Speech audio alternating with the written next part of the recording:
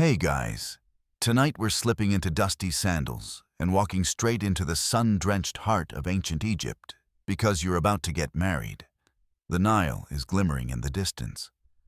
The reed boats are drifting lazily by and the air smells like baked clay and lotus oil. Your linen tunic itches slightly where it sticks to your skin, and your mother has been yelling about duck eggs and last-minute contract adjustments for the last 4 hours. It's your wedding week, and things are not exactly relaxing. You're sweating through the prep, literally and emotionally. You've got to juggle logistics, appease in-laws, manage dowry expectations, and somehow not collapse from heat stroke. Oh, and the perfume, it's made from crocodile dung and myrrh. Yep, crocodile dung. Apparently it keeps away evil spirits, and maybe even your mother-in-law, though historians aren't sure which one it's best at. The only thing certain is, you probably won't survive this if you forget to bring the bread offerings. So before you get comfortable, take a moment to like the video and subscribe, but only if you genuinely enjoy what I do here. And tell me in the comments where you're watching from and what time it is, especially if it's way past bedtime. Now dim the lights, maybe turn on a fan for that soft background hum, and let's ease into tonight's journey together. You wake up at dawn with an urgent mission. Avoid your uncle. He's been hovering around all morning with a jug of date wine and unsolicited marriage advice. Just agree with everything he whispers, swaying slightly, even if it's about goats, especially if it's about goats. You nod politely and duck into the courtyard where your best friend is laying out the wedding feast logistics on a giant slab of painted limestone. This is no spontaneous elopement. Ancient Egyptian marriage might not involve temples or priests, but that doesn't mean it's casual. It's a binding social agreement, a public announcement, and a week-long logistical nightmare all rolled into one. There's no officiant to mumble, "By the power vested in me." But there is a detailed itemized list of who's bringing what jewelry housewares livestock and one extremely stubborn donkey. Your bride or groom is tucked away in another part of the village, probably enduring a similar whirlwind of last-minute arrangements. Someone is arguing over the exact number of scarab beetle amulets needed for good luck, while your cousin is obsessively combing your wig. Because yes, you're wearing a wig. Your actual hair wasn't quite luxurious enough for an event of this magnitude, and vanity is eternal. Today you'll finalize the marriage contract, a process that's more transactional than romantic, but incredibly important. In fact, scholars still argue whether marriage was truly a legal institution or more of a social construct in ancient Egypt. What's clear is this: everyone takes the contract seriously. It outlines rights, property distribution, and even potential divorce terms. It's also sneakily a way to climb the social ladder. As you're practicing your serious scribe face, the scribe himself shows up late, dusty, and with a reed pen tucked behind his ear. He unrolls the papyrus, muttering about ink quality and papyrus shortages, and begins to write your names in beautiful hieratic script. The contract lists what each party brings into the union. Maybe you offer a small plot of barley fields and a wooden chest, while your spouse brings a few gold trinkets and a really solid set of grinding stones. A cow is mooing somewhere nearby, your family's contribution to the feast. You try not to look it in the eyes. While this is happening, women from your family are busy with perfumes and makeup. Kohl for the eyes, red ochre for the cheeks, and scented wax cones that melt slowly in the heat, releasing bursts of lotus and cinnamon. One of your aunts is very invested in your appearance and keeps adjusting your collar, insisting you smell like a tomb. You smile through gritted teeth. Nearby, a small child tries to eat one of the offering loaves. He's intercepted by a grandmother, wielding a palm frond like a lightsaber. The wedding prep is part ritual, part theater, and entirely exhausting. Later, when the sun dips low and paints the village in gold, a symbolic procession begins. No wedding march, no rings, but there's music. Flutes and sistrums play as you make your way toward your new home, escorted by family and neighbors. There's laughter jostling, and at least one guy trying to dance with a goose. It's all very loud, very dusty, and very sacred in its own chaotic way. You're not headed to a temple. You're heading home, because in ancient Egypt, the act of moving in together, often to a house already arranged by the family, is the marriage. There's no priest to make it official. The community sees you walk in together, and that's it. You're married. The contract's signed, the bread's baked, and your uncle's already 3 cups deep into the date wine. Later at the feast, you manage to sneak away for a minute. The stars are out scattered across the black sky like spilled barley. You sit by the edge of the courtyard, still wearing the ceremonial collar now, slightly crooked. From inside, you hear singing an old love ballad about lotus flowers and missing someone across the Nile. You wonder if your parents sang it at their wedding. You wonder if your children will. And somewhere not far away, someone is already planning another wedding feast. The door creaks as you cross the threshold into your new home. Bare feet on sun-warmed mud brick, the scent of oil lamps clinging to the air. No priest chants blessings. No official hands over a certificate.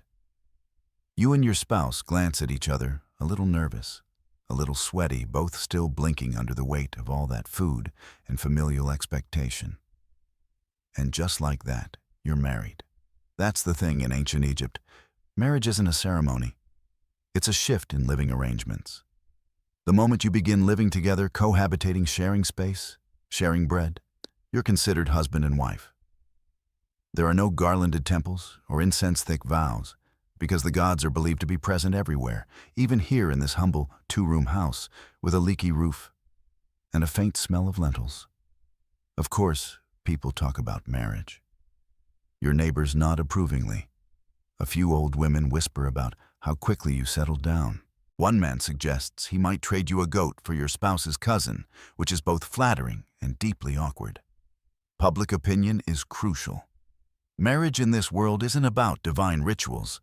It's a social contract performed in the open with the entire village, as witness, judge, and gossip column. And there is a contract, remember. Signed yesterday, sealed with wax, and witnessed by a scribe who kept mispronouncing your name. It spells out everything from property rights to contingency plans. In fact, historians still argue whether the contract was more about love or legality. Was it a protection for women, or just a reinforcement of male ownership? Some texts seem romantic. Others are so dry they make your mouth feel like a sand dune. Now you start settling in. Your spouse moves their belongings into the house, a wooden comb, a bronze mirror, some hand-woven linen, and a surprisingly aggressive-looking amulet shaped like a frog. Your side of the room includes a small idol of Tauret, the goddess of childbirth, and a chest that squeaks every time you open it. You've inherited a lot more than just a life partner. You've inherited their family's quirks, obligations, and secret stew recipes, too. At sunrise, your spouse is already up sweeping the floor with a bundle of reeds. You pretend to be asleep, but they poke you with their toe. Come on, they mutter, the beer jars aren't going to refill themselves. Ah yes, welcome to domestic life. Marriage in Egypt is less about passion and more about partnership. Responsibilities are divided not by gender, but by practicality. You grind grain, they fetch water, or vice versa. If one of you works in the market, the other handles the home. You're a team now. A very tired, occasionally bickering, but mutually dependent team. There's tenderness, too. At night, you whisper jokes. You argue about blanket space. You steal bites of each other's dates. In public, you walk side by side. Sometimes touching fingers, not always, but when you do, it's noticed. Couples are expected to show harmony. And yes, sometimes affection gets carved into tomb walls. There's a statue of an ancient couple holding hands that archaeologists still puzzle over. Was it real love or a symbolic gesture no one knows for sure? But it's touching nonetheless. In one corner of your home sits the offering table, a place to leave bread, beer, and trinkets for ancestors. Because even in marriage, the dead are invited in. You ask your grandmother for advice aloud while you knead dough, hoping she's listening. You wonder if she rolled her eyes at your spouse's hunting tunic made of completely impractical turquoise linen. Evenings are marked by the rhythm of chores and companionship. Someone drops by with extra fish. A neighbor wants to trade lentils for your last jar of honey. You and your spouse glance at each other. You shake your head. No honey for lentils. It's your first joint decision. Feels weirdly powerful. At the center of this whole experience is not a wedding ring or a sacred vow, it's the house. Marriage in Egypt is about forming a new unit, a new economic engine, a new temple of daily life. And that temple runs on salt, patience, and a lot of sweeping. You spend one whole day figuring out how to hang a reed mat without collapsing a wall. Another arguing about where the water jugs should go. These moments aren't glamorous, but they're real. They're how ancient marriages were built, not with magic, but with mutual effort, shared meals, and the occasional passive-aggressive sigh. Still, marriage is a step up in status. You're no longer a child of your father, you're now the head of your own household. If you're a man, this means social respect and legal power. If you're a woman, this often means financial security and new authority, especially if the contract was generous. Some wives run households, trade in markets, even loan money. Marriage done right is empowerment. But there's a fringe belief floating around that we have to talk about the marriage to the dead. In rare cases, someone marries a deceased partner posthumously to preserve inheritance lines. It sounds ghoulish, and historians still debate whether it actually happened, or if it was a later invention or mistranslation. Either way, you silently thank the gods your spouse is very much alive and currently trying to fix the latch on the door using only a stick and sheer optimism. As night falls, you sit together on the roof, watching the Nile glow in the moonlight. The reeds rustle.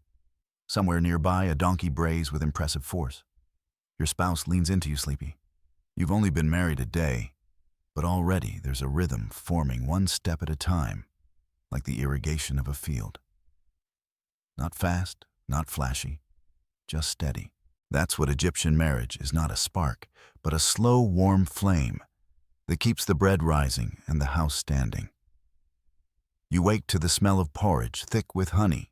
Well, mostly honey. The bees were grumpy again this year, so it's more of a suggestion of honey. Still, your spouse made it, which is sweet in its own way.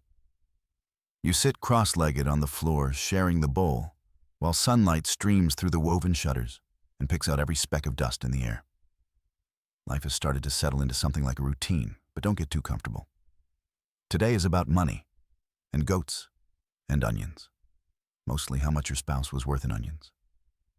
In ancient Egypt, love might start with a glance across the marketplace, but marriage starts with negotiations. Before your names were ever scribbled on that papyrus contract, there were payments to arrange. We're talking dowries, bride prices, and other economic entanglements that could fill a small ledger, or at least a few pots of barley. Here's how it breaks down. A bride price, called a senet, is paid by the groom that's you to the bride's family. It's not about buying a wife, despite how some modern people try to frame it. It's more about thanking her family for losing a pair of helping hands, a skilled cook, or an expert in yelling at children to sweep faster. The amount varies wildly depending on your social class. For nobles, it could be gold jewelry and a well-fed donkey. For farmers, a few sacks of grain and a decent chicken might do the trick. Then there's the dowry items and wealth brought into the marriage by the bride. This could include clothing, household goods, servants, if you're high up the ladder, and often some livestock. This dowry doesn't go to you. It stays with your spouse as personal property. In fact, in many cases, she retains control over it, even if the marriage ends. Historians still argue whether this was true across all social classes or just among the elite, but either way, don't think for a second you're automatically inheriting her goose collection.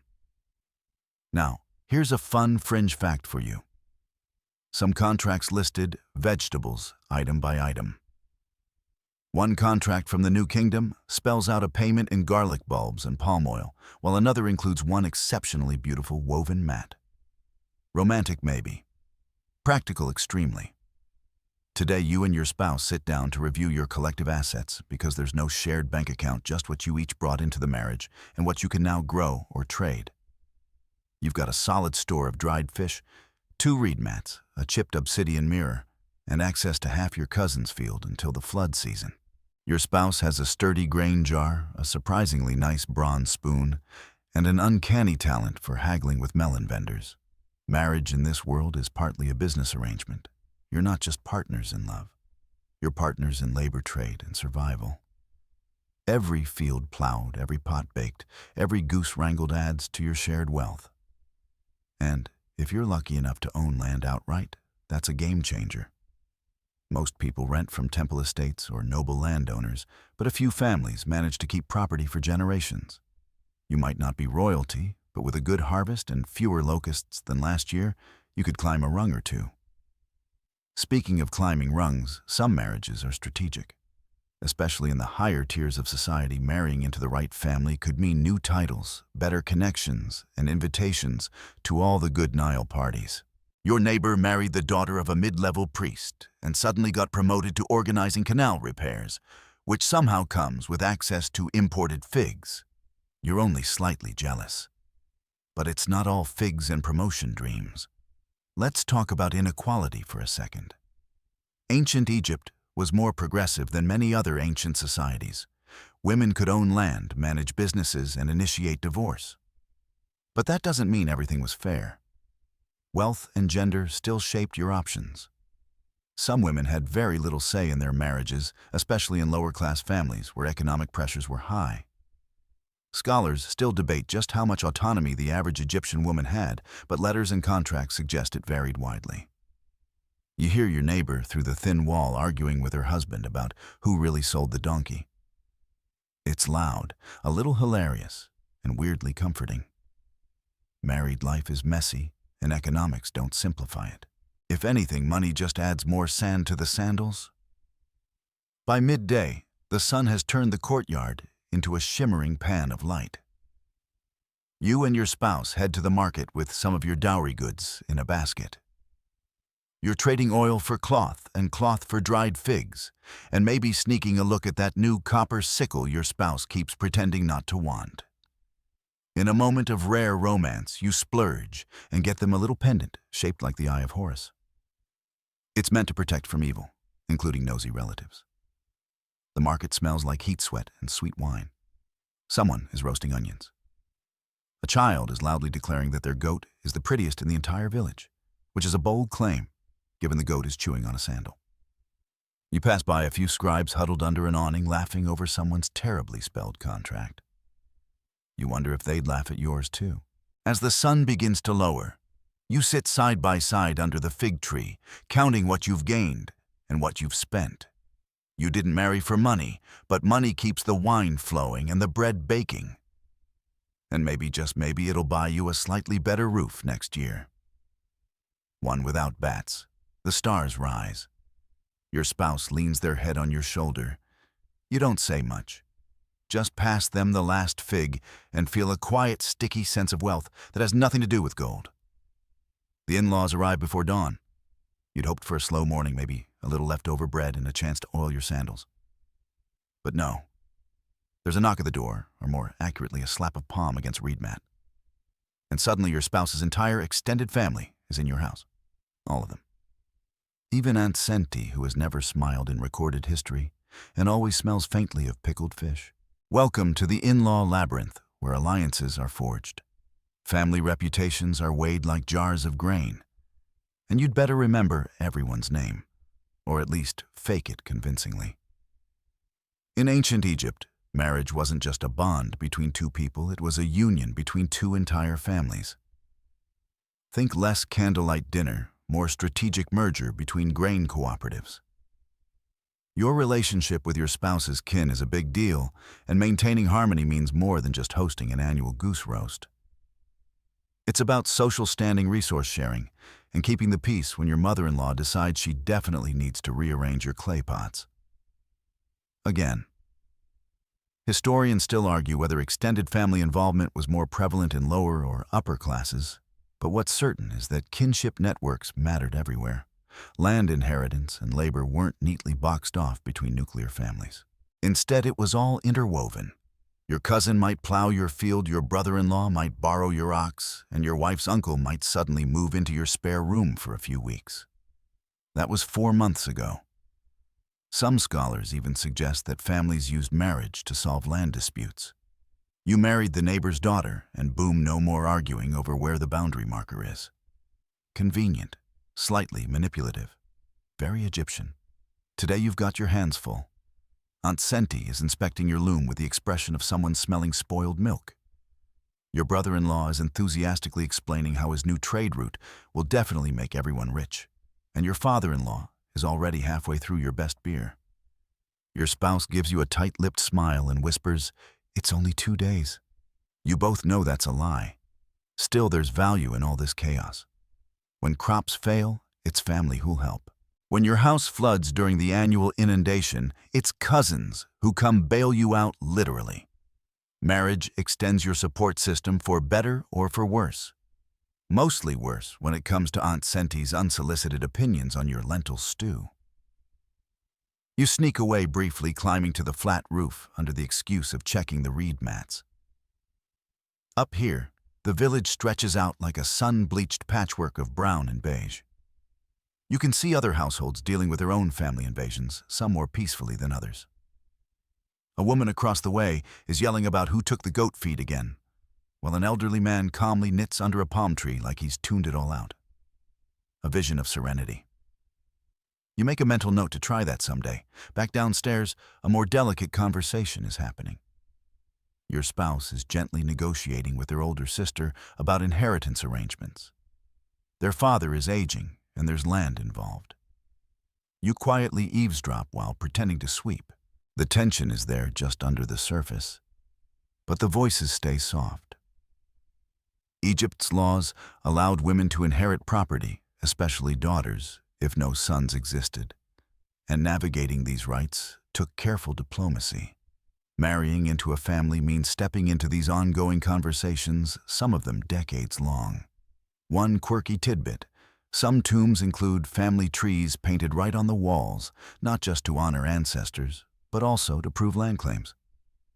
Imagine settling a boundary dispute by inviting everyone into your tomb and pointing dramatically at great-great-grandpa, painted above the false door. It's bureaucratic and a little spooky, just how the ancient Egyptians liked it. Dinner is a sprawling affair.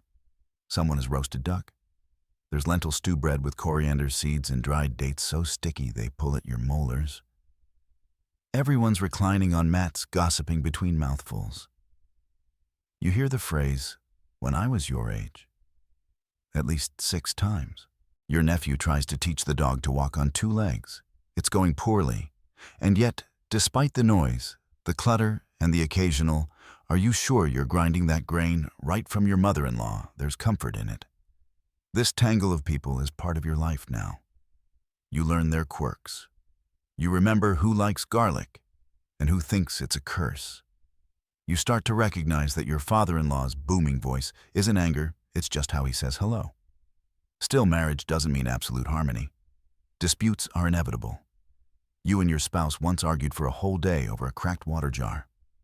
Multiply that by 10 when families get involved. Some marriages dissolved because of in-law pressure. Others survived despite it. And occasionally alliances frayed over something as petty as who got the last fig at the feast. Families are dramatic. That hasn't changed in 3000 years. Evening arrives, and people begin to drift out. You've offered dates and beer to everyone, even the kids. You've smiled so much your jaw hurts. Your spouse collapses onto a mat, sighs deeply, and says, "That went better than last time." You're not brave enough to ask what happened last time. As the house quiets, you think about what this marriage has really added to your life. Not just a partner, but a web. A network of humans both helpful and mildly maddening. Some of them you'll grow to love. Some you'll quietly avoid at public events. But together, they make the strange, wonderful, shouty backbone of your new existence. Outside, a soft breeze rattles the reed walls. Somewhere in the dark, Aunt Senti is probably judging a clay pot. And that dear friend is family. You stretch before the sun does. Your spouse is already up quietly grinding grain in the corner of your one-room home, the rhythmic scrape of stone on stone, steady like a heartbeat. It's been weeks since the wedding, and the chaos of contracts, in-laws, and dowry drama has finally faded. Now comes the real test, daily married life. Welcome to domestic bliss, ancient Egypt style, where the floor is dirt, the furniture is minimal, and the chores are never-ending. You slip out of bed, which is actually just a woven mat over bricks, and immediately stub your toe on a jug of water. Romantic. The two of you move in quiet harmony most mornings. You gather kindling, your spouse checks the beer jars. The air smells like old reeds and fresh ash. A donkey brays in the distance, probably your neighbors possibly judging your early morning look. You're both still groggy, but the routine has begun, and that's its own kind of peace. In this world, marriage means partnership, not in the Hallmark way, but in the who's carrying the laundry basket way. Responsibilities are shared, but not necessarily symmetrical. If you're stronger, you haul water from the Nile. If your spouse has steadier hands, they're trusted to tend the fire without scorching the bread. Today you're helping make beer. Not the foamy tavern brew you're picturing, but a thick, porridge-like concoction made from fermented bread and barley. It smells like someone's feet had a fight with vinegar. But it's the backbone of every household used in offerings given to workers, even included in wages. In fact, one text from Deir el Medina shows workers being paid in beer rations rather than coin. A married couple like you would keep careful count of every jar. There's affection too, though rarely flashy. Your spouse hands you a dried fig without saying anything, and you know it's their favorite one. Later, you smooth the wrinkles out of their tunic before they head to the market. You don't call it romance. But it is. Still, love in ancient Egypt wasn't just in looks and chores, it was in words. Egyptians were surprisingly poetic. And couples wrote letters that dripped with sentiment. One husband once wrote, "You are the only one who fills my heart with joy." Another added, "Just looking at you is better than beer."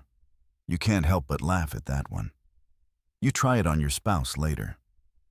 They roll their eyes and reply, "That better be the good beer." Most marriages weren't arranged by royal decree or forced pairing. Love matches happened. You might have met your partner at a festival during harvest, or maybe when they were yelling at a goose and you thought, yes, that one. But marriage also meant managing a household economy. Your job now includes keeping track of grain stores, organizing tasks, and possibly haggling with your neighbor over a broken fishhook.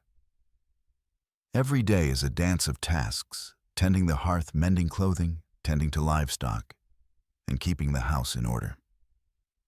Some days your spouse will scold you for letting the goats chew the linen. Other days you'll quietly fix their broken sandal without saying a word. That's love too, a quirky little fringe detail. Wealthy homes sometimes employed marriage assistants, sort of like personal advisors for the couple to help with planning inheritance issues or household management. It's not confirmed how common they were, but texts hint at them. You try picturing someone standing in the corner of your tiny home, giving commentary on your cooking like a sports announcer. You shudder. Now and then a neighbor drops in. She wants to borrow your loom. You give a polite nod, knowing full well that borrow means you'll never see it again, unless you bring wine. Social exchange is a big part of married life too. You and your spouse are now a unit, and your reputation matters. The way you treat others reflects on your home. Help a neighbor build a wall. Word spreads. Get caught yelling about missing onions. Word spreads faster. There's also the question of children. Everyone expects them eventually, not just because society leans that way, but because kids are labor lineage and long-term retirement plan all rolled into one. Ancient Egyptian parents didn't necessarily raise their children with constant attention. There's evidence that older siblings, aunts, and even neighbors helped, but marriage usually implied at least the hope for little feet pattering through the clay dust. You and your spouse haven't decided yet. There's time, there's always time, until there isn't. But even without children, a household thrives. You light a little incense in front of the family shrine each evening. A carved figure of Bes, the dwarf god of fertility and laughter, grins at you with bug eyes and a lion's tongue. You once told your spouse he looks like your uncle. They haven't stopped laughing since. Historians still argue whether marriage in ancient Egypt was considered a religious act or a purely social one. Temples were involved in some cases, especially for elite marriages. But for most commoners, your life together is what matters. Not the ceremony, not the ritual, just the living. And you're living it all right. The roof still leaks, The bread is slightly burnt. But you have your rhythm.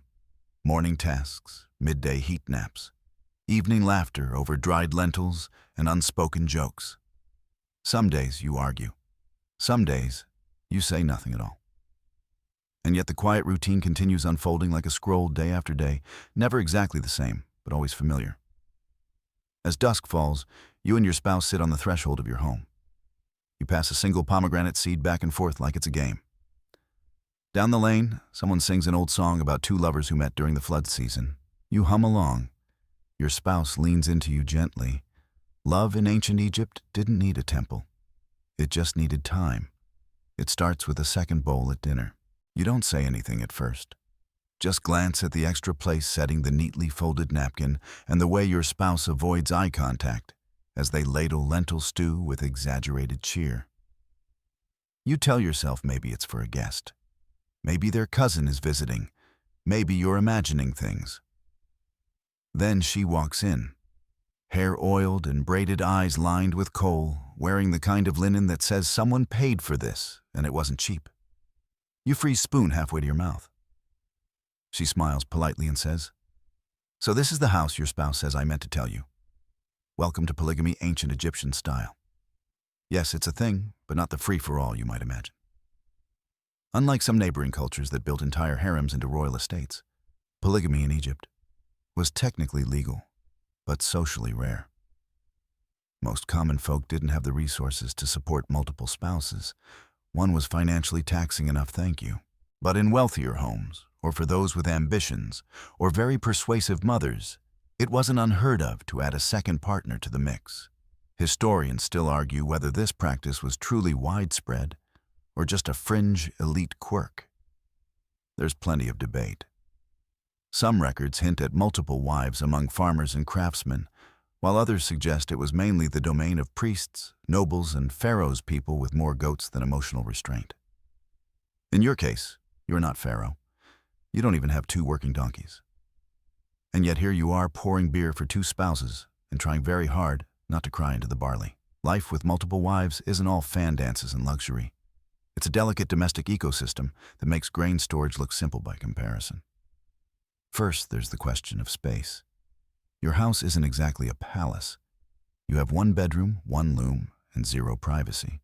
Now you have 2 people navigating that narrow kitchen doorway at the same time. And let's just say it's not graceful. Your original spouse claims this new arrangement will make everything more efficient. The second wife is good with herbs. She can help with trade. She has a lot of energy. You nod, biting your tongue. You know what else has a lot of energy? Locusts. Here's a quirky historical tidbit. Some ancient homes were designed with 2 separate entrances, 1 for each wife. Others had sleeping quarters arranged at opposite ends of the property. Clearly, you're not the first to struggle with the logistics of love geometry. Over time, you settle into a rhythm. Sort of. Spouse 1 handles grain and negotiations. Spouse 2 manages the household shrine and herbal remedies. You mostly take long walks. Still, the tension simmers. Silent power struggles over chores, possessions, and who gets to use the good comb. You find your favorite tunic dyed a suspicious shade of purple. You say nothing. You also find half the beer ration mysteriously missing. Coincidence? Probably not. And yet somehow, there are moments when it works. When both partners are laughing at the neighbor's terrible singing. When they team up to prank you by painting tiny scarabs on the food jars. You pretend to be annoyed, but you kind of love it. But don't let the laughter fool you. Hierarchy matters. One spouse usually holds the senior title. That's your first wife. She has more rights, more say in household decisions, and often the final word on financial matters. The second wife may live under the same roof, but her position is a little more precarious. One poorly timed insult, and she's sleeping by the goats. In royal households, this hierarchy is etched in stone. Literally. Inscriptions refer to the great wife of the king, distinguishing her from lesser consorts. But even among commoners, roles are defined. You once heard about a household where the second wife was only allowed to cook, never to handle money. In another, the junior wife was tasked with child rearing, while the senior managed the fields. Whether these rules came from law custom or desperate improvisation is still debated. You sigh one evening as both your spouses argue over how to hang the netting over the door. One wants it taut. The other wants it more flowy. You pretend to be asleep. The cat trader that she is chooses the second wife's lap. A funny thing starts to happen, though. You begin to notice small alliances forming, not just between your spouses, but between the household as a whole. The three of you, strange as it sounds, become a kind of unit. You learn to decode moods. You learn who needs space, who needs praise, and who needs a reminder that it's not okay to hide beetles in someone's sandals. Still, the jealousies never fully disappear. Neither do the comparisons. Why don't you grind flour the way she does? She got new earrings. Where are mine? He gave her the good honey. These things matter, especially when emotions run deeper than tradition. You try your best to be fair. You fail. You try again. You fail quieter this time. Even the neighbors have opinions. Some nod in respect. You must be very strong to manage too. Others raise eyebrows.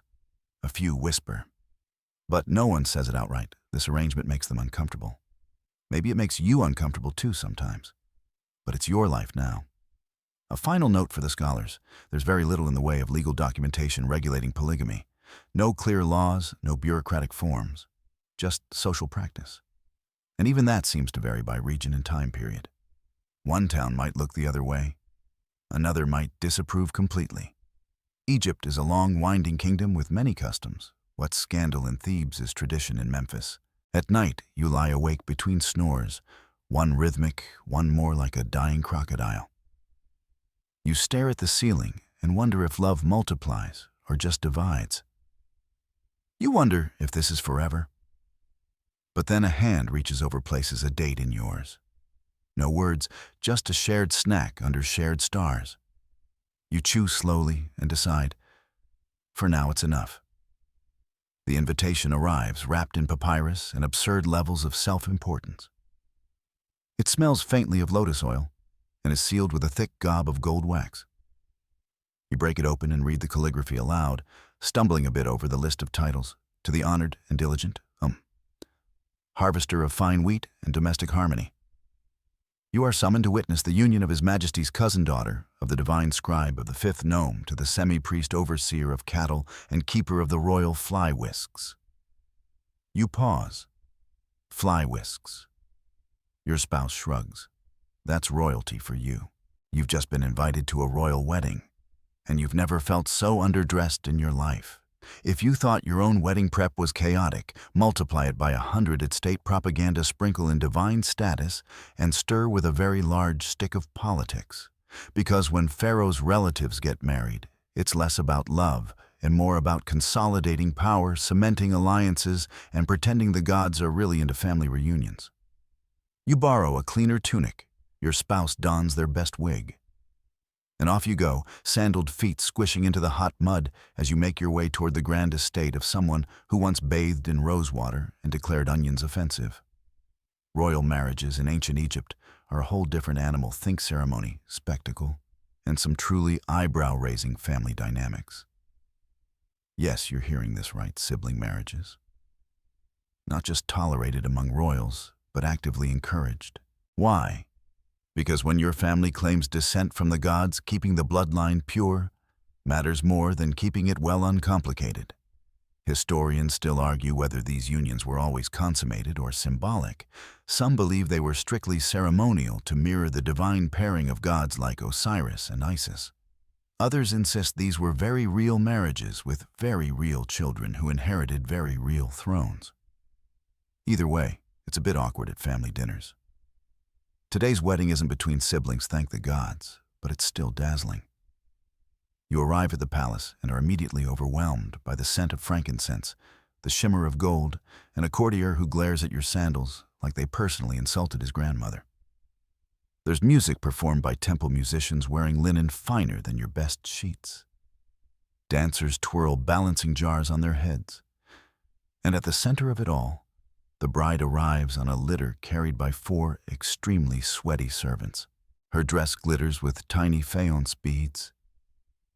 Her wig is so elaborate, it probably has its own servants. The groom waits beside a statue of Hathor, goddess of love, who watches the proceedings with a stone smirk. He's dressed in leopard skin ceremonial robes, which you suspect are far more symbolic than practical. A priest chants blessings. The couple exchanges garlands. Somewhere, a scribe takes notes for posterity, or possibly for a court gossip scroll. Royal marriages often include public vows, even if regular citizens didn't. There's talk of divine favor of building temples together of eternal unity across this life and the next. You raise an eyebrow at your spouse. They whisper, "We had onions and beer." Same vibe. The feast afterward is absurd. Baskets overflow with figs and melons. There's roast duck honey cakes, even wine chilled in clay jars packed with imported snow from Sinai.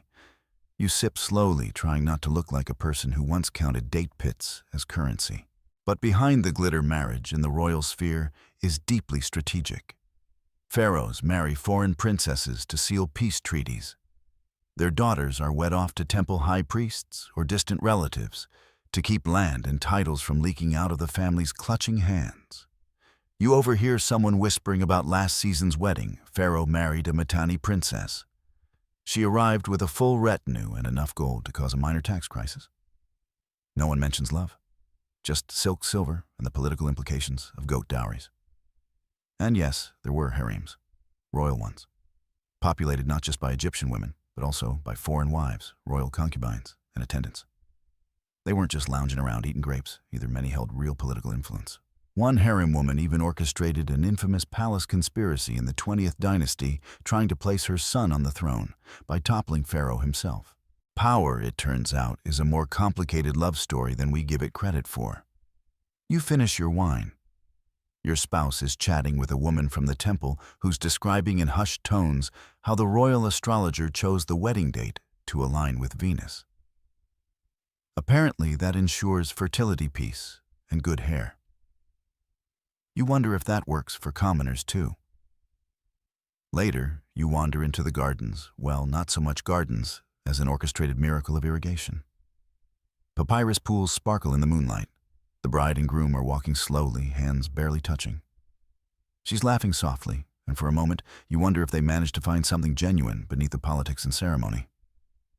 Still, you can't help but notice that her personal guards follow 3 steps behind, always watching, even on her wedding night. As you and your spouse make your way home, feet sore and stomach pleasantly full, you talk about it all. The spectacle, the jewels, the siblings. Your spouse asks, "Would you want to be royalty?" You think for a moment, picturing the pressure, the expectations, the endless ceremonial bread offerings.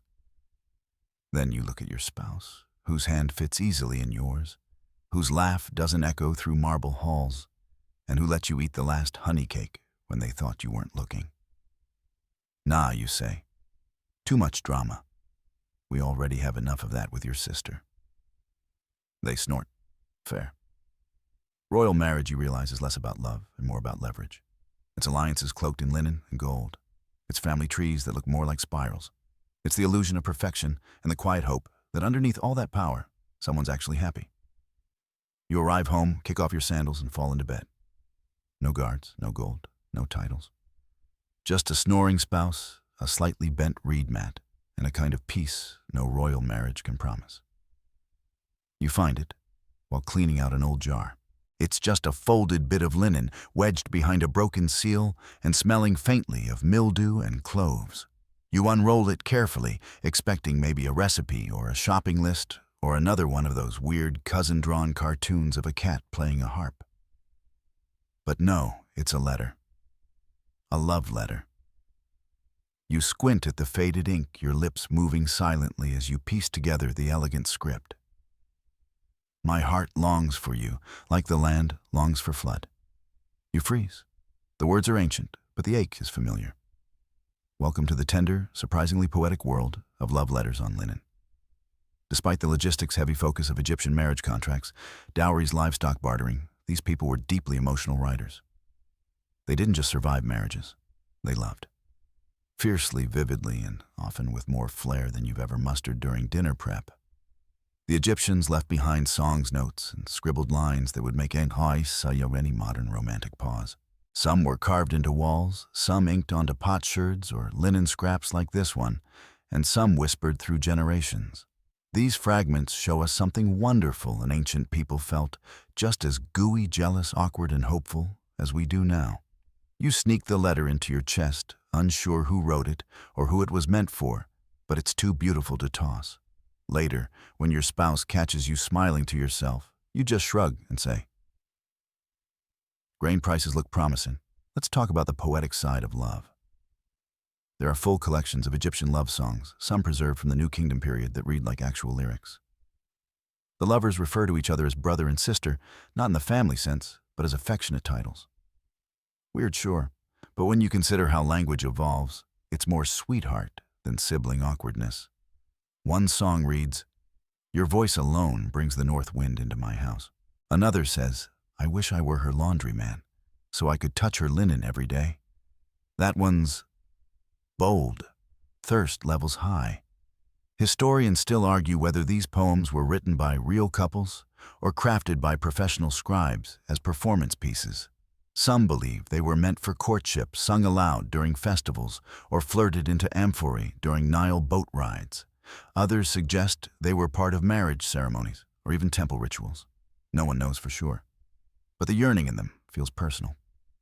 You try writing one later that night, just for fun. It starts strong. Your eyes shine like oiled papyrus, and then veers into, and your hands are like well-balanced loaves. You show it to your spouse. They blink. "So, you're calling me moist and bready," you smile. "Yes," lovingly. They laugh and keep it anyway. Moist and bready is now your couple name. In your day-to-day life, romance shows up in quieter ways. The way your spouse rubs your shoulder after a long day, the fig they save for you, the moment they pull a thorn from your heel with the tenderness of a field surgeon and the sass of someone who warned you about walking barefoot. But back in the New Kingdom, lovers sometimes left literal inscriptions of their feelings on tomb walls. One famously buried couple is shown holding hands, an unusually intimate pose for the era. Another husband had his tomb adorned with the message, "She walked beside me in life. She will not walk alone in death." And now, you're crying into your lentils. In some letters, women take the lead. They tease, they demand, they pine. One fragment has a woman writing, "Why haven't you come? Don't you know the bed is cold and the night long, yikes." Ancient ghosting was real, apparently. You wonder how many of these letters were delivered, and how many were just never sent, folded neatly and hidden in a box, much like the one you found. Maybe someone never got the courage.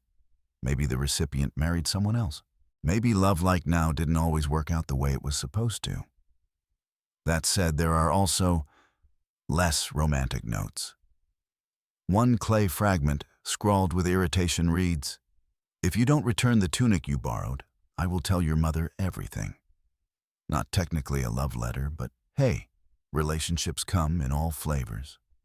Let's not forget flirtation, the annual festival of drunkenness dedicated to Hathor, the goddess of love and joy, was basically ancient speed dating.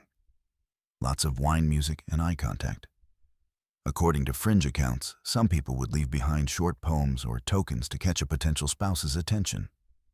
Sort of like writing your number on a napkin, but with hieroglyphs and less reliable ink. One particularly cheeky song from the period ends with, "I pass her door 10 times a day. I do not need to, I just do." If that isn't ancient pining, what is? Tonight, after the chores are done and the reed mats are rolled out for sleep, you surprise your spouse by reading a few lines from the letter you found. You change the names to yours. You do a dramatic voice. They roll their eyes, but scoot closer. The wind rustles through the thatch above you like soft applause. Later, when you're almost asleep, your spouse whispers, "I like the one about the laundryman." You smile, already dreaming of a love note scrawled in ink tucked behind a jar and waiting to be discovered 3,000 years from now. Because even in a world of grain and gods and endless sun, love still finds ways to hide quietly, beautifully between the lines. The scribe shows up late again. He smells like ink and date wine, and you're pretty sure his stylus is held together with wishful thinking and bits of string. He mutters greetings and drops a fresh sheet of papyrus onto your table with a dramatic sigh, like a man about to transcribe the meaning of life, or at least the detailed terms of your marriage contract. Because today, it's time to talk paperwork, romantic rite. You remember the first contract, the one signed before moving in together. It seemed simple then. Some assets listed, a few witnesses, a mildly threatening line about property divisions in case of divorce. But now things have changed.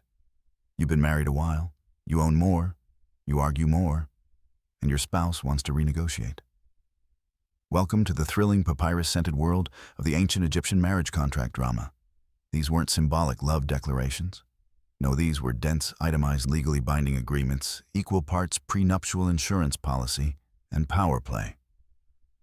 And while your neighbor might say marriage is made in the heart, your scribe would rather say it's made in ink. And preferably notarized. So what goes into one of these things? First, there's the property clause. Your spouse came into the marriage with a small Field 3 linen garments and a bronze mirror. You brought in your grandfather's tools, some goats, and an emotional dependency on pomegranate wine. The contract spells out exactly who owns what, and what stays with whom in case one of you storms off dramatically after an argument about burnt bread. Then come the maintenance provisions. These are juicy. The contract might state that the husband agrees to provide a certain amount of grain, clothing, and oil each year. Failed to meet that quota, and the wife can legally walk away with compensation. That's right, ancient Egyptian wives could sue their husbands for not keeping the pantry stocked. Imagine modern breakups based on insufficient lentil delivery. One famous New Kingdom contract from Thebes declares that the wife shall receive 1.5 bushels of grain and 2 jars of beer monthly, or the husband must pay her triple in silver. You read that and realize your spouse was very generous with the beer rations last month. You give them a subtle nod of thanks. But contracts weren't just practical, they could also be protective. Some included security clauses that offered women control over their own property even after marriage. These were particularly common in second marriages or among wealthier families where assets were more than this slightly wobbly donkey and a good comb. Scholars still debate whether these clauses were standard or a privilege of the elite, but they're there clear as ink. Today, as your spouse adds a few new lines to your existing contract, something about joint use of the granary, you glance over and realize there's a new phrase in the margins. The scribe reads aloud a little too enthusiastically. Should the husband take another wife, he must not reduce the share of the first. You blink. Just in case your spouse says breezily, you nod slowly, mentally rearranging the food jars in your mind. Your co-wife will be very excited about this. Here's a fringe detail. Some contracts included magical curses, usually buried at the bottom, meant to ward off betrayal. Something like, may Seth strike him down should he lie about the grain stores. You wonder if it's too late to add one of those. Just a light curse, a mild hex, maybe for whoever keeps leaving the reed mat unrolled. Sometimes the contract goes full novella. One from Elephantine includes child custody clauses should the couple separate. Another specifies what to do with the beloved pet monkey. You're not joking. That monkey had visitation rights. But these agreements weren't just locked in time. Many marriages included contract revisions every few years, updates to reflect changes in property inheritance or mood. You imagine couples sitting down with scribes like modern households do taxes. Do we still love each other? Sure. But let's double-check the goat clause. You finish reading today's updates and stamp it with your seal, a little carved piece of wood with your name on it. The scribe rolls the papyrus with practiced care and gives you a look like congratulations. You are now legally obligated to maintain a tolerable level of affection and approximately 6 baskets of lentils annually. As he leaves, your spouse slides you a cup of beer and mutters, "I increased your weekly date ration." You blink. Why? Because you get dramatic when we run out. You grin, sip, and consider that maybe love is in the paperwork. Historians still argue whether every household actually formalized these contracts. Many lower-class marriages likely functioned without written records, just mutual understanding, family witnesses, and the occasional neighbor with a good memory. But once property was involved, once inheritance and land and social standing entered the mix, you'd better believe someone was reaching for a stylus. You wonder sometimes about how the gods view all this ink. Do they care about clauses and bushels? Do they chuckle at human attempts to write down love? Because that's what it really is, isn't it? A written attempt to tame the untamable, to predict the future, to draw borders around feelings with ink. Later that night, your spouse catches you staring at the shelf where the contract sits. You're reading it again, they ask. No, you say. I was just thinking about the monkey one. They snort. I'd take the monkey in a divorce. You throw a fig at them. And just like that, the drama fades into the familiar hum of married life, equal parts affection, sarcasm, and legally mandated date rations. It starts with the bread, or more accurately, the lack of it. The weekly rations are off. The grinding stones have gone cold. You wait. You mention it. You mention it again.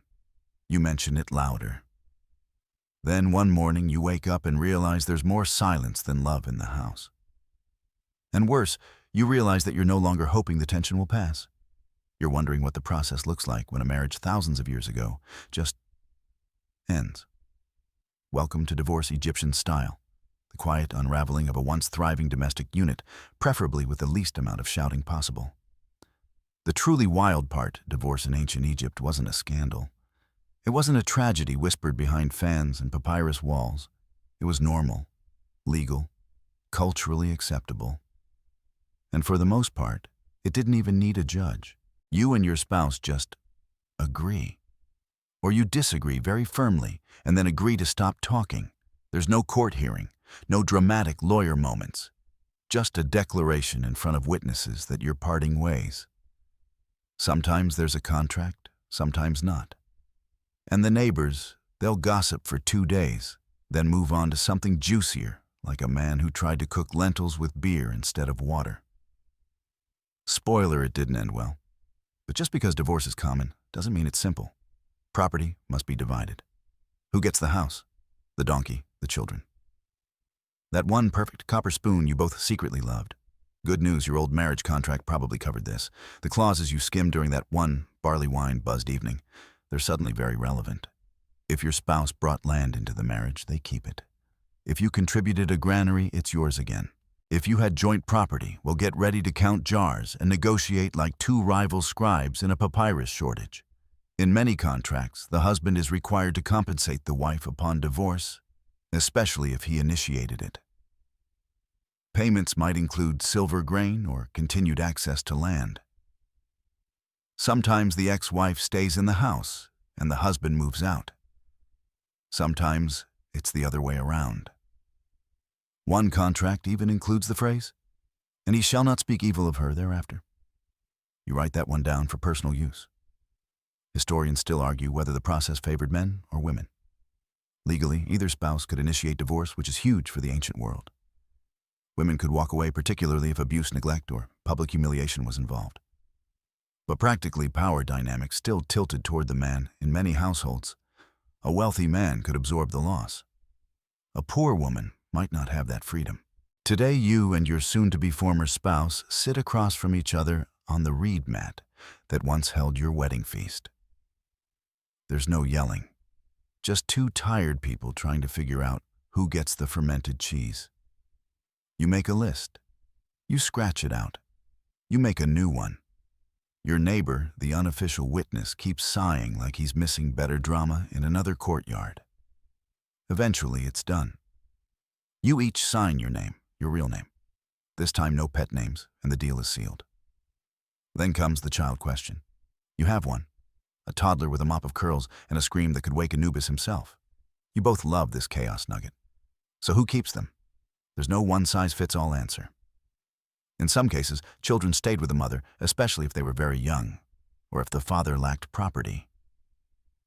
In others, the father raised them particularly if inheritance was involved. And sometimes they bounced between households like papyrus parcels. Some contracts specify visitation rights.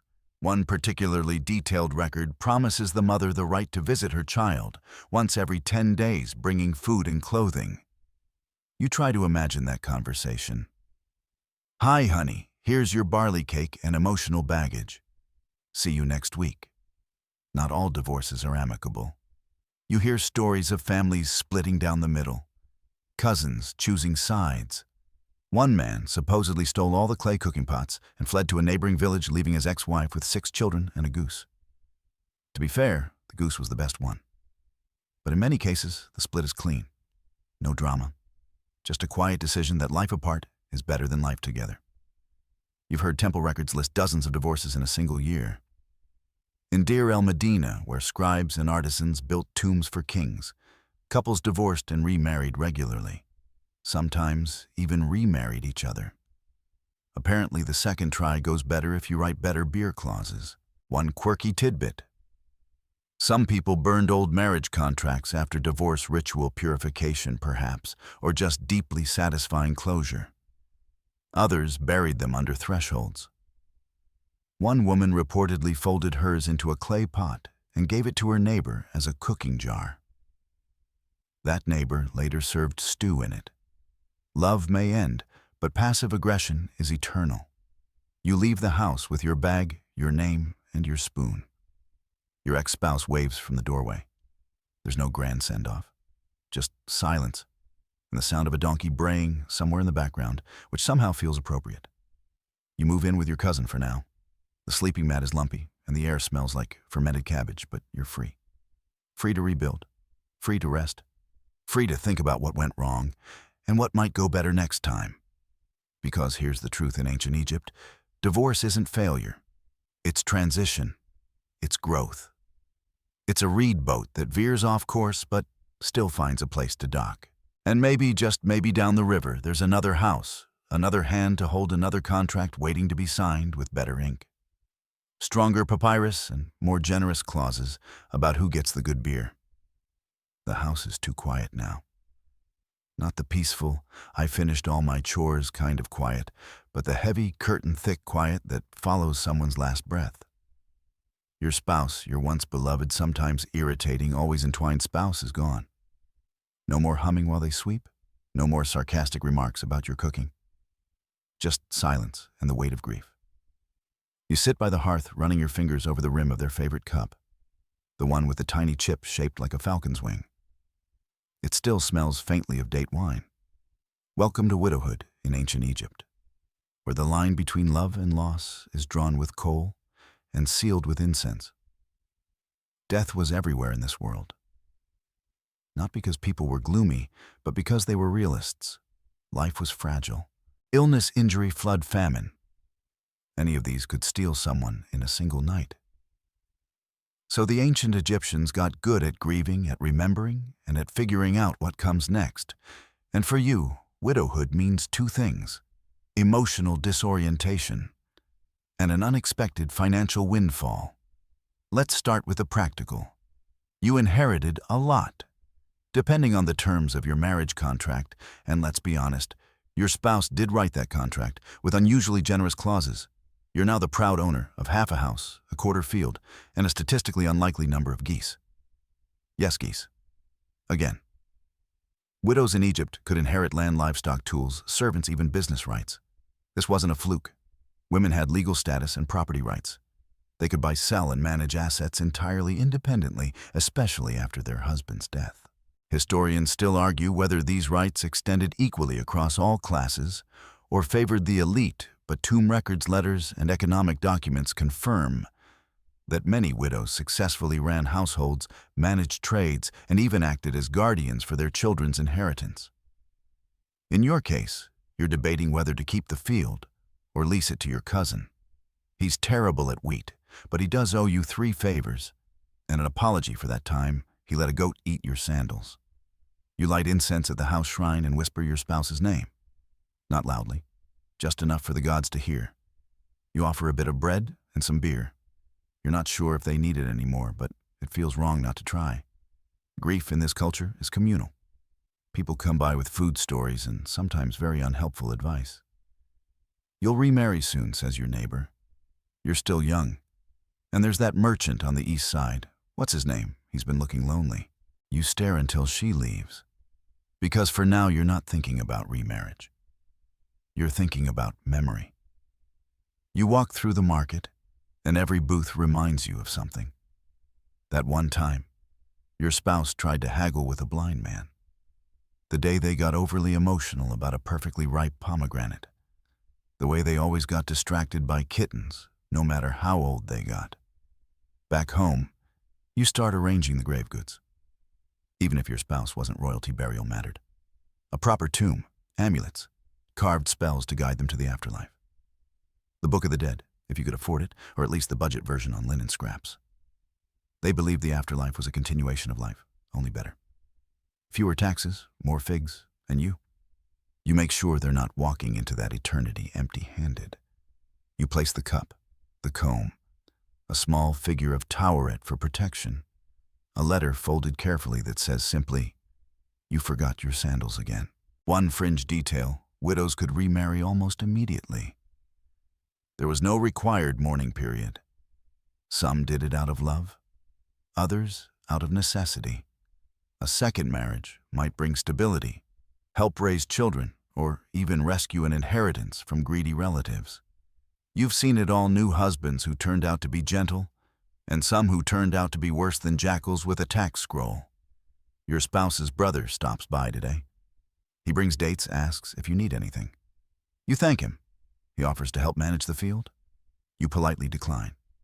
Because here's the truth: you're doing just fine. Sad, yes. Lonely, definitely. But not helpless. The children, if you have them, look to you now. You are the roof, the floor, the backbone of this house. And if your marriage was childless, you're still anchored. You have land. You have rights. You have the ghost of a snore echoing in the corner when the wind shifts. One day soon, you'll go to the tomb. Not the flashy one with painted ceilings, but a modest space carved into limestone with a stela that bears their name. You'll leave an offering. You'll whisper the daily Dienst, the invocation offering prayer, and ask for peace both for them and yourself. And when you walk back home alone, but not empty, you'll pass another widow by the canal. She'll nod. You'll nod back. It's a quiet language you now speak. Night falls and the house creaks with memory. You sit on the edge of the bed, once shared, now only yours. You don't cry, not tonight. You just whisper, "I hope the afterlife has better beer." And for the first time in weeks, you smile. Because in this world, love doesn't vanish. It transforms. It lingers in offerings, in memories, in tomb paintings of two people standing side by side, holding hands, smiling across eternity. You're not sure exactly when it started. Maybe it was after you passed that young couple by the granary, laughing, with the kind of spark you remember but haven't felt in ages. Maybe it was after that suspiciously accurate dream about your old spouse walking through the fields holding hands with someone who definitely wasn't you. Either way, something stirs in your chest. Longing, perhaps, or curiosity, or just a quiet whisper in your mind that says, "What if you tried a little?" Magic. Welcome to the mysterious, spicy, occasionally sticky world of ancient Egyptian love spells, amulets, and magical romance hacks. Yes, you read that right. Forget waiting patiently for love to bloom naturally. In ancient Egypt, if things weren't heating up fast enough or had fizzled into roommate territory, you could absolutely take matters into your own hands. With a little help from the gods, of course. You dig out an old amulet, shaped like a heart. It belonged to your grandmother, who used to mutter about keeping grandfather's attention whenever she oiled it. You always thought it was just superstition. Now you're wondering if it might be worth trying. Egyptians didn't separate magic from daily life the way modern people often do. Heka, the word for magic, wasn't some fringe practice. It was part of the divine order, as natural and necessary as eating or sleeping. You used it to protect your home, heal your wounds, scare off crocodiles. And yes, reignite a fading spark. You slip the amulet on. It's warm, probably from sitting too close to the fire pit. But still, maybe there's something to it. Love magic in ancient Egypt came in many forms. Spells were whispered, written, painted, buried, or brewed. Some were sweet. Some were intense. And some were downright questionable, like the one that involves a lock of hair, a goat's eyeball, and 7 laps around a sycamore tree at dusk. You decide not to try that one. Mostly because you like goats. A popular approach, spells written on pottery shards called ostraca, which were then buried near the target's home. One surviving spell begins, "Make her heart burn like a firebrand, so that she cannot eat, drink, or sleep until she comes to me." Direct, effective, slightly alarming. You toy with the idea. Just a tiny burning heart spell. Nothing too dramatic. Just enough to make someone look at you the way they used to. Or at least ask you to pass the salt with a smile. You visit the old woman near the temple, the one who always smells like crushed lotus and keeps a lizard in her basket. She peers at you like she's been waiting for you to arrive for months. Love, she says, not even waiting for you to ask. Or revenge, bit of both, you admit. She cackles and hands you a bundle wrapped in faded linen herbs oil and something sticky that smells like overripe honey. "Anoint your chest," she says, "but not too much. You want attention, not worship." You nod solemnly. You will absolutely use too much. Historians still debate whether these spells were used more by women than men. Some scholars suggest women had greater access to domestic magic, hearth spells, fertility charms, amulets worn under tunics. Others point to male-dominated priesthoods as the main keepers of magical texts. But everyday magic, that was anyone's game. Especially in matters of the heart. You try the oil, you walk past a few eligible humans. Someone sneezes. Not quite the divine spark you were hoping for. Still, it's not just about attracting someone new. Magic was also used to strengthen existing bonds. Married couples left offerings at shrines to Hathor, goddess of love, music, and sweet nothings. They wore matching amulets etched with protective deities. Some even recited daily incantations to keep their marriage strong, like emotional yoga. You kind of respect it. There's a famous spell to reunite lovers, said to bind the hearts of two souls with unbreakable joy. Sounds sweet until you find the side note. May they be bound in this life and the next without escape. You raise an eyebrow. Eternal love or eternal entrapment? Scholars still argue about the tone of that one. You recall the figurine tucked away in your old chest. It's Bees again, your favorite squat, grinning dwarf god protector of households and fertility. His charm was said to keep couples laughing, loving, and sleeping in the same bed, even during arguments about garlic prices. You place him beside your bed, just in case. One fringe practice you've only heard whispered about wax figures of rivals melted under moonlight. Used to remove an unwanted romantic competitor. You don't dare try it, but the gossip alone is enough to make you smile. Someone once swore that their neighbor's mistress tripped on nothing for a week straight after one such spell. Coincidence, maybe. Entertaining, definitely. As night falls, you sit by your hearth with the faint scent of enchanted oil still lingering in the air. You haven't summoned a soulmate. No one's banged on your door declaring eternal devotion. But your heart feels a little lighter. You reach for that linen love letter you found months ago, the one about the land longing for flood. You read it aloud again. Not to anyone in particular. Just to the room. To the memory of love. To the idea that maybe with or without magic, love finds its way. Your cat curls up beside you, purring like a spell all her own. You scratch behind her ears and whisper, "At least someone appreciates me." And just as you're blowing out the oil lamp, there's a soft knock at your door. No firebrands, no melted wax, just a familiar face, a slow smile. And the question, do you still have any of that date wine? Maybe it was the oil. Maybe it was the amulet. Or maybe, just maybe, love doesn't always need spells, just time, good lighting, and a half-decent reason to knock. You sit quietly in the temple courtyard, watching a group of novice priests walk by in perfect silence, their linen robes spotless, their heads shaved smooth, their expressions somewhere between peaceful and severely constipated. Your friend leans over and whispers that one hasn't looked at another human in 3 weeks. I think he's trying to transcend. You snort softly and the priest glances your way with visible disapproval. Yep, definitely transcending. Welcome to the unusual but very real corner of Egyptian life where not everyone is marrying not because they can't but because they've chosen something else. Tonight, we're slipping into the world of priests' virgins and the surprisingly gossipy world of celibacy myths. You'd think in a society so deeply rooted in family marriage and inheritance that everyone would be expected to settle down and produce some future taxpayers. But nope. Some Egyptians chose the temple path, and depending on which god you served, that meant a very different life. Start with the temple priests. In some religious orders, especially those tied to the state temples of gods like Amun-Ptah or Re, the clergy were expected to follow a highly regulated life. Cleanliness, ritual fasting. And for some roles, celibacy. Kind of, sort of. Maybe. Historians still argue whether temple celibacy was literal, symbolic, or seasonal. That is, did priests abstain completely from sex, or just during festival periods and rituals? Or only when they remembered, in the temples of Amun?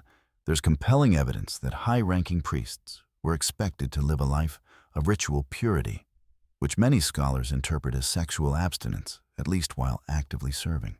Some texts mention purification rituals that lasted days, including daily cold baths, shaving every hair off the body, every hair, and sleeping on woven mats with one eye open in case of impure dreams.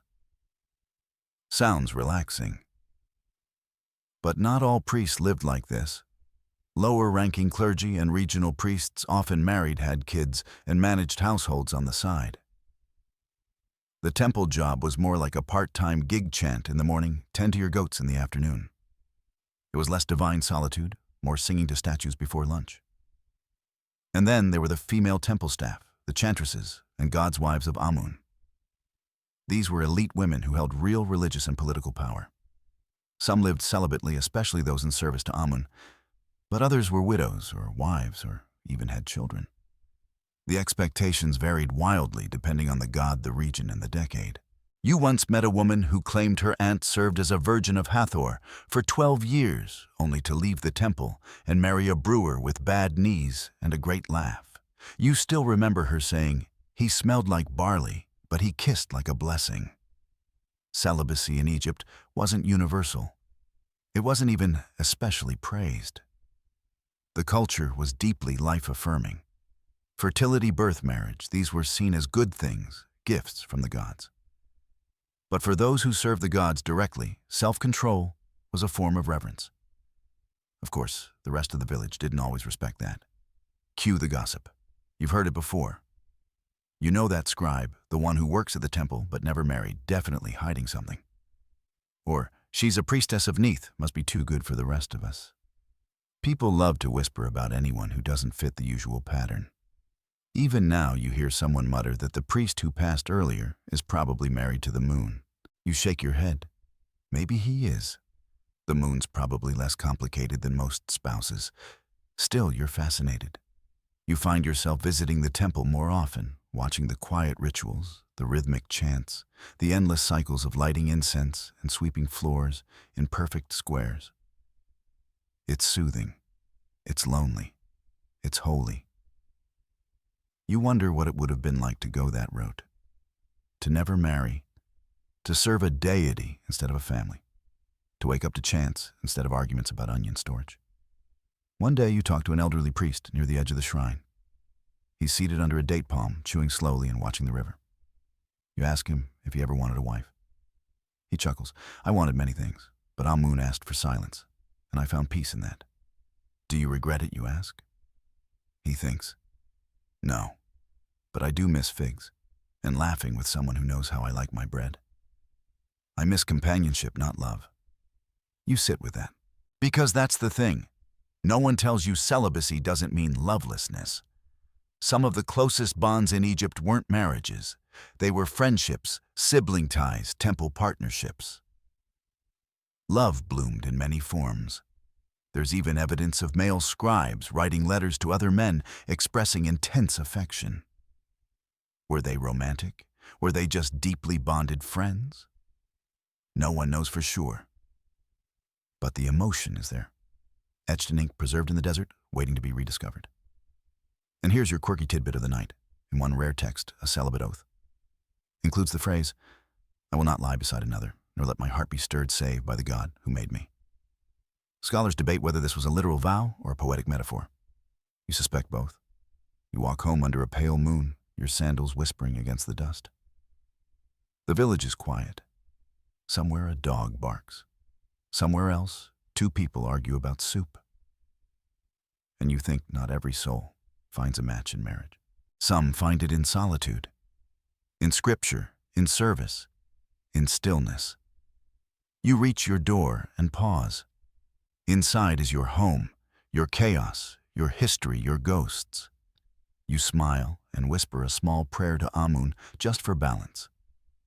Then you go in, because your path is your own sacred or messy or somewhere in between. You fumble the greeting. Again.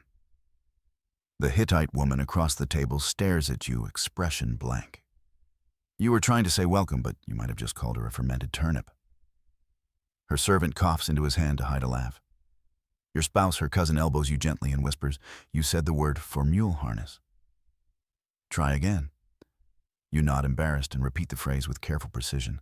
This time her eyebrows lift ever so slightly. Success? Maybe.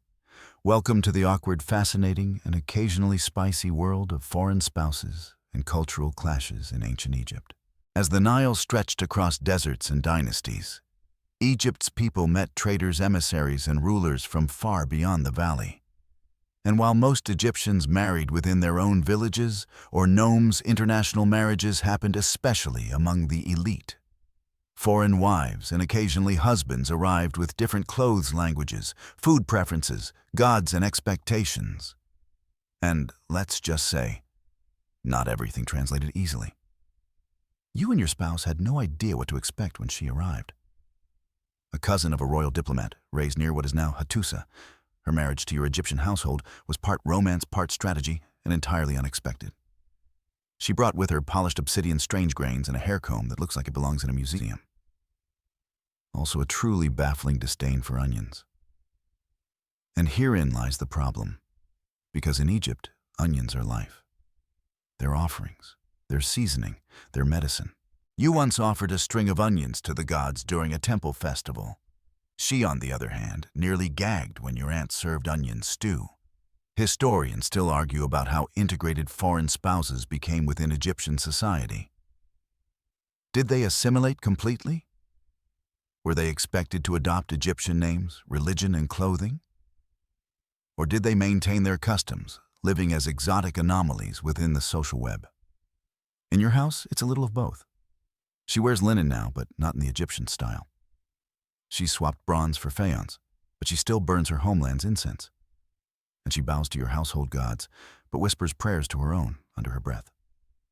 At first, the differences spark curiosity, then tension, then comedy. Take food, for instance. She brings strange dried meats. You try to serve her lotus bread. She insists on boiling everything. You insist on clay baking everything. One memorable evening ends with the kitchen full of smoke, a burnt fish, and her calmly stating, "In my language, we have a word for people who do that to perfectly good food." You develop new routines, new compromises. You learn the words for salt burned and "please stop criticizing my lentils." She learns how to charm your neighbors with polite nods and terrifyingly accurate compliments. You introduce her to B.E.s, and she laughs for a solid minute. He looks like my uncle. Still, not everyone is welcoming. A few of your neighbors whisper when she walks past. Some accuse her of bringing bad luck, especially after that rainstorm ruined the West Field. One man mutters, "Foreign women bring foreign gods." You roll your eyes and politely do not throw a rock at him. And yet these kinds of unions have long been part of Egyptian politics. Pharaohs often married foreign princesses to seal treaties, daughters of Babylonian kings, Mitanni rulers, even Hittite royalty. These women arrived with lavish gifts and long convoys, their arrival noted in scribal records and temple walls. Some gained influence. Others remained ceremonial pawns. And sometimes, like in the case of Pharaoh Ramses II's marriage to a Hittite princess, a genuine bond formed. Or so the inscriptions claim. They also claim he was descended from Ra, so take it with a grain of natron. One fringe record even suggests a foreign wife negotiated a local dispute between two nomes, using diplomacy learned in her homeland. Scholars debate whether she was politically active or simply a good listener who scared everyone into behaving. Either way, she got results. In your house, diplomacy looks more like this. You give her space to honor her gods, and she agrees not to rearrange your ancestors' shrine. You let her ferment those weird herbs in the courtyard. She promises to try your beer even though she hates the smell. One evening, you catch her quietly watching the moon rise over the date palms. Do you miss your home, you ask? She nods, every day. And us, you ask. She pauses. Then, you're better than the lentils. Usually. You smile. That's practically a love poem. Over time, things soften. Your extended family warms to her after she teaches your cousin a new stitching technique that triples the market price of his tunics. Your neighbors begin to nod instead of stare. And you stop worrying so much about saying the perfect greeting and just sit with her in the silence, offering dates one at a time. You learn things from each other. She teaches you how to braid rope that doesn't unravel. You show her how to patch the wall with river clay that won't crack in the dry season. She teaches you her favorite lullaby, even though you can't sing. You try anyway. Sometimes love grows not from matching customs, but from bridging them. You'll never understand why she puts crushed apricot pits in soup. She'll never understand your obsession with sandal symmetry. But you've built something sturdy, funny, occasionally mistranslated, but yours. And that's the quiet truth behind these cultural crosswinds. Marriage isn't always a perfect match. Sometimes it's a shared effort to meet in the middle. You sleep that night under the same roof to the scent of both lotus oil and strange northern herbs, dreaming in two languages wrapped in a woven blanket made of both your lives. You walk into the tomb slowly, careful not to disturb the offerings. It's cool inside and dry, remarkably well preserved.